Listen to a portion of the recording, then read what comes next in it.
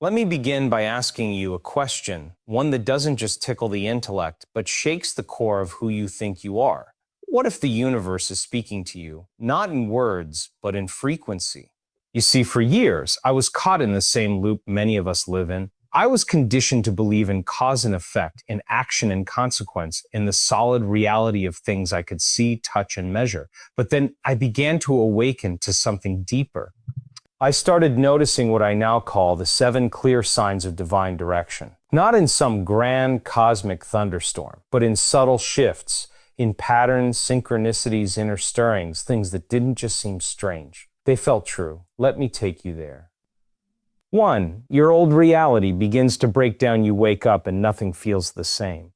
The things that once excited you now feel empty. The goals that once fueled you begin to feel foreign. This is not depression. This is dismantling. You are not falling apart. You are being recalibrated. This breakdown is your first sign. It's not the universe punishing you. It's life responding to your soul's request for expansion. 2. Synchronicities become impossible to ignore. You think of someone and they call. You see the same number repeatedly, 11, 222, 333. You're guided to the right book, the right person, at the exact right moment. These are not coincidences. These are signposts from the quantum field, reminders that you are in resonance with a higher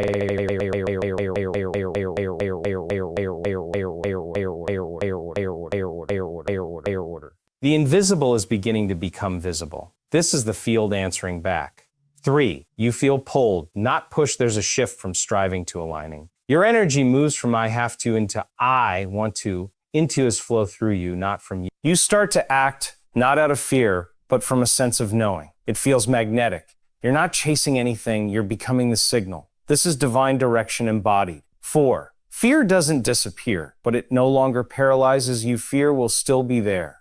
But now you recognize it not as an enemy, but as a compass. You begin to see fear as a threshold, an edge that when leaned into becomes a portal. Fear loses its grip when you realize it's just old programming. When your nervous system aligns with trust, fear transforms into fuel. 5. The outer world reflects your inner evolution. People treat you differently. Opportunities seem to emerge from nowhere. Conversations deepen. The more coherent your internal state becomes, the more the external begins to matter. Because the truth is, you're not observing the world. You're generating it. You are no longer reacting to reality. You are creating it. 6. You start to lose your identity, and you're okay with it. The labels, the roles, the masks, they begin to fall away. Who you thought you were starts to dissolve. And yet you've never felt more alive, because the soul doesn't care about who you've been. The soul only cares about who you're becoming. Divine direction doesn't reinforce the ego. It liberates you from it. 7. You feel connected to everything. You can't explain it, but you feel it. A hum beneath the noise, a knowing that you're not alone, that something intelligent, creative, and loving is guiding you, not from the outside, but from within. This is the ultimate sign. The mind quiets, the heart opens, and you begin to remember you are not just in the universe. The universe is in you. So I'll leave you with this. Divine direction isn't a lightning bolt. It's a frequency. It's not something you find. It's something you align with. And when you begin to tune in, not just with your thoughts, but with your energy, you don't chase your destiny. You become it. Everything begins to fall apart. The job, the relationship, the routines you once clung to, they suddenly feel misaligned, almost foreign. What used to bring security now brings restlessness. You start waking up with a feeling you can't quite name. It's not sadness, it's not anxiety, it's more like an internal dissonance. That's the signal. You're not losing control. You're outgrowing the container that once defined your reality. In moments like this, the mind panics. It wants to fix, to restore, to make sense of the chaos. But the truth is, this breakdown isn't meant to be solved. It's meant to be felt. What you're experiencing isn't a collapse. It's a shedding, a recalibration of who you are and what you're here for. The universe doesn't dismantle your life to punish you. It does so to create space for what's next. And until you let go of what's expired, the new can't emerge. Oh, at the neurological level, your brain is starting to rewire itself. Old habits, familiar emotional loops, ingrained thought patterns, they're losing their grip. You're no longer chemically addicted to your past identity. And as uncomfortable as that feels, it's evidence of transformation. This friction isn't failure. It's the energy of evolution. When your outer world starts to shake, it's because your inner world is shifting first. The ego will resist this process. It will label it as confusion, instability, or even depression. But your soul doesn't speak in language. It speaks in disruption. And the more intense the breakdown feels, the greater the upgrade that's coming. You don't need to have the answers. You just need to stay present in the unraveling. Because what's dissolving is not your life. It's the illusion of control that kept you small. You start noticing patterns. Those strange little coincidences that feel too aligned to be random. You think of someone you haven't spoken to in years and they text you. You're mulling over a question and the answer shows up in a podcast you randomly click. Numbers repeat 11, 222, 444. On clocks, receipts, license plates. At first you brush it off, but then it keeps happening again and again until ignoring it feels more irrational than acknowledging it. These are not accidents. They are signals. Synchronicities are the universe's way of communicating when you've shifted into resonance. When your inner world begins to harmonize with a higher frequency, the external world starts to respond. You are no longer operating in separation. You're tapping into the field of intelligence that connects all things. And in that field, time bends, space dissolves, and everything becomes deeply, intricately linked. What looks like magic is really coherence. Your brain is operating differently now. The habitual beta state of survival and separation starts giving way to alpha, then theta, states of heightened awareness and connection. You're no longer obsessively predicting or controlling, you're allowing, you're open. And because your perception has widened, you begin to notice what's always been there. The guidance embedded in the fabric of everyday life. These synchronicities are not just cute winks from the universe. They are directional. They confirm your alignment. They're like cosmic breadcrumbs, encouraging you to keep going, to trust, to listen. When the frequency of your thoughts, emotions, and energy match the frequency of your desired future, the field begins to move with you. And those so-called coincidences, they multiply. Because in this state, you're not attracting from desperation. You're attracting from wholeness. You're not chasing signs. You've become one. There comes a shift, subtle at first, where your motivation no longer comes from pressure, deadlines, or fear of falling behind. Instead, there's a quiet magnetic pull. An idea drops in during stillness and won't leave you alone. A direction calls to you, not because it makes sense on paper, but because something deep in your body feels drawn to it. You're no longer forcing yourself to act. Action begins to feel like flow, not obligation. This is the shift from push to pull, from survival-driven momentum to soul-driven alignment. When you're in push mode, everything feels uphill. You overthink, overwork, and override your intuition. But when you move from pull, it's like your energy leads the way. You're not hustling to make things happen. You're tuning in and allowing the next step to reveal itself. It's not passive. It's precise. It's intelligent. And it's deeply alive. Neurologically, you've moved out of the beta brainwave patterns of stress and control and into more creative, coherent states. The heart and brain begin to synchronize, and in that state, you access a greater intelligence. One that doesn't need to plan 10 steps ahead. It only needs to respond to the energy that's present. You take aligned steps, not scattered ones. You feel guided, not pressured. And here's the real shift. The satisfaction no longer comes from achievement. It comes from the feeling of being in flow with your purpose. You stop trying to convince others or even yourself. The energy you're following is its own confirmation. The clarity isn't always logical, but it's undeniable. You begin to trust the invisible architecture of your intuition, recognizing that when something pulls you deeply, it's not random desire, it's encoded direction, leading you to what your rational mind could never predict. Fear doesn't vanish. It still shows up in the same familiar ways: tight chest, racing thoughts, hesitation just before the leap. But something is different now. Instead of retreating or numbing out, you begin to observe it. You feel the fear, but you no longer identify with it. It no longer makes your decisions for you. In fact, it starts to point you toward the very thing you're meant to walk into. The presence of fear becomes less of a warning and more of a compass. It's not telling you to stop, it's showing you where your next threshold lives. You begin to realize that fear is often the final gatekeeper before growth. It shows up loudest right before a breakthrough. The more intense the fear, the more meaningful the step on the other side. And so, instead of interpreting it as danger, you start seeing it as a signpost. Your nervous system starts to rewire itself. You no longer live in chronic survival mode, scanning for threats that aren't there. The amygdala quiets down. The prefrontal cortex, the part of the brain responsible for conscious decision-making, takes the lead. You respond instead of react. You breathe instead of brace. And slowly your body begins to trust this new pattern. There's no pretending fear disappears. It's not about eliminating it. It's about transforming your relationship with it. You learn to stay present inside it without collapsing. You witness it rise like a wave and fall just the same. Over time, fear stops being a wall and becomes a doorway.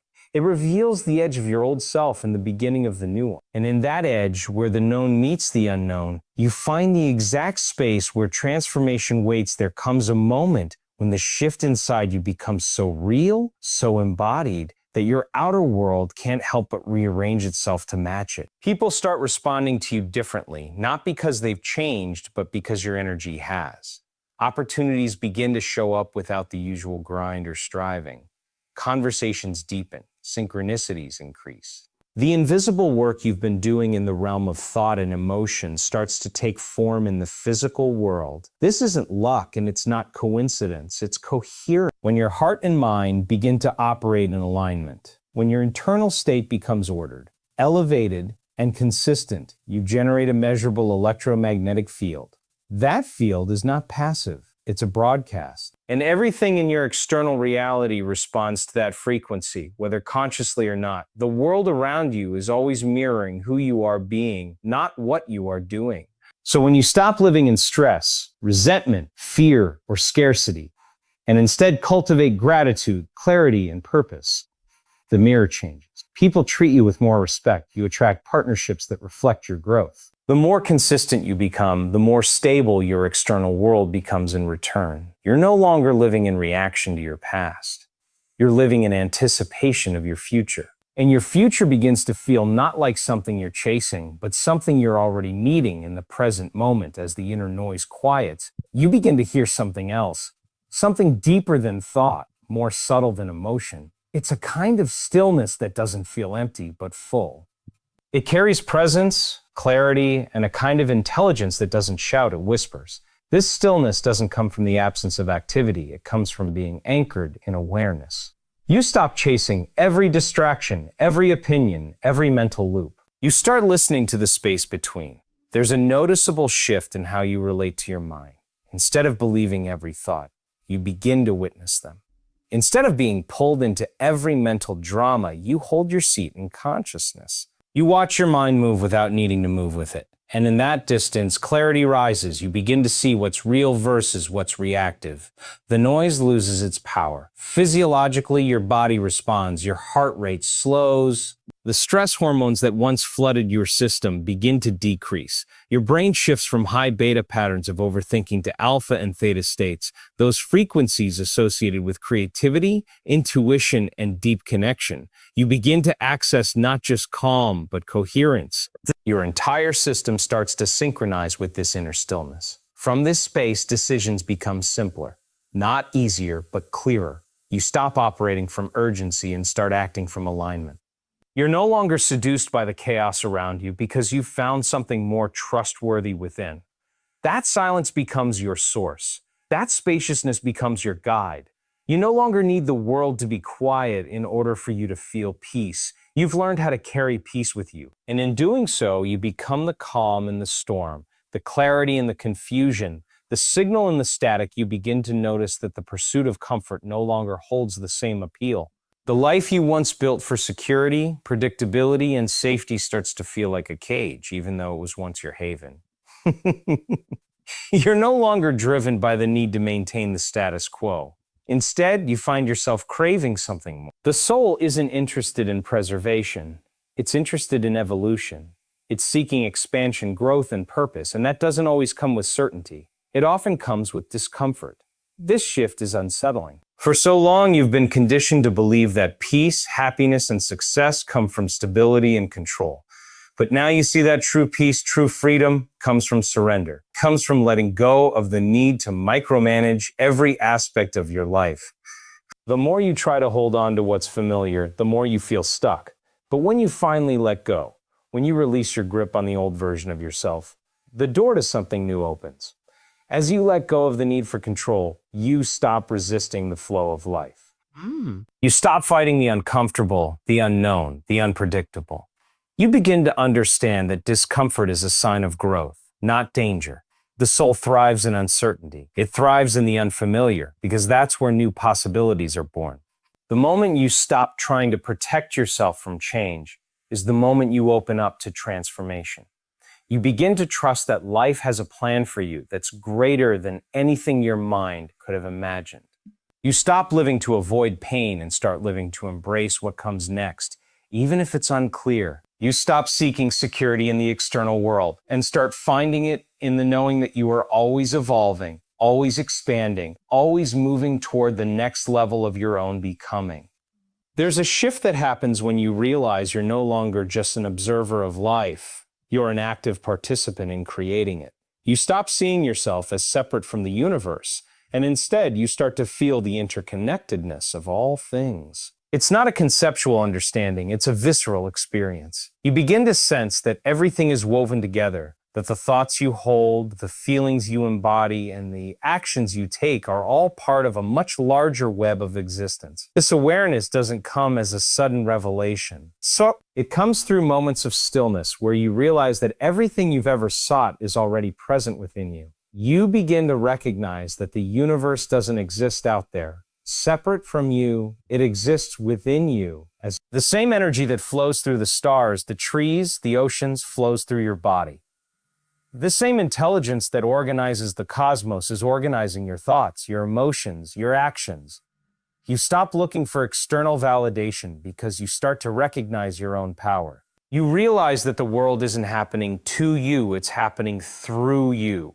The universe is not a distant force to be appeased, but a living, breathing presence that you are an essential part. And as you begin to align with this energy, you feel more and more connected to everything around you.